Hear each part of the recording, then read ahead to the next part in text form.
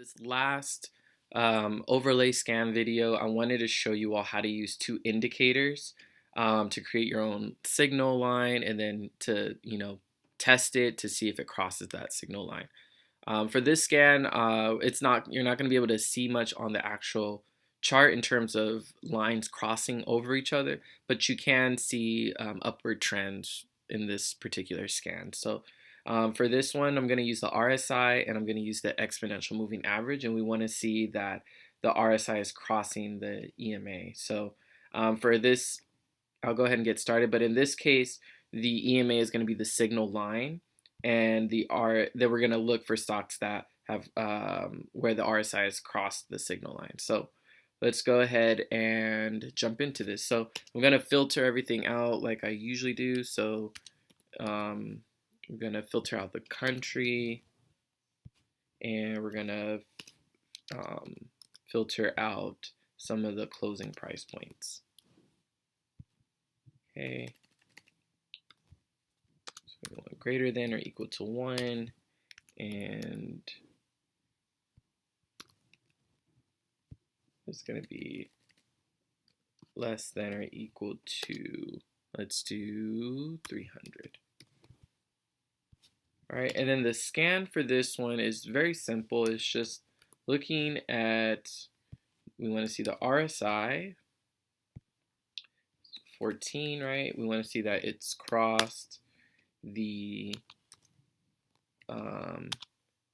exponential moving average of the RSI as well, but we want to see it over 28 days. You can do 5 days or 10 days as well. I'm just choosing for this example to do 28 days, or you can actually use whatever I know that 5 and 10 day are popular, so that's why I said that, but you can really use whatever, however far back you want to use.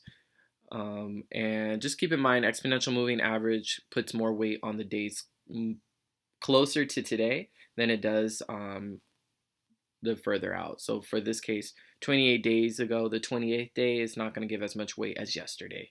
So let's go ahead and run the scan. We have a few results, so let's go ahead and filter out the closing price. And let's take a look at ROK. All right, and so here's an example. It's an upswing. This could be your signal, right? So you're looking at this with other indicators. I wouldn't buy into this quite yet, just because my other indicators are telling me that it's not quite ready yet. But there are some indicators, like for example, the MACD histogram that's going upward, that this might be something to keep an eye on. Let's look at another example. Let's look at ACA.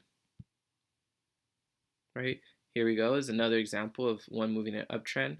This is one that I might consider because some of my other indicators are telling me that this is looking like it's soon to be a good buy.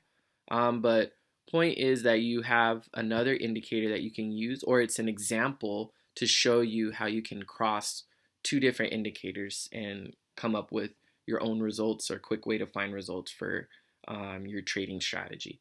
So definitely couple this with others. This wraps up the conversation on overlays. I know that we've already been looking at, especially when we were looking at signal scans, but this is just to make it a lot more explicit. So next, we're going to be taking a look at some customized scans. So I look forward to sharing those with you in the upcoming days. Take care, everyone.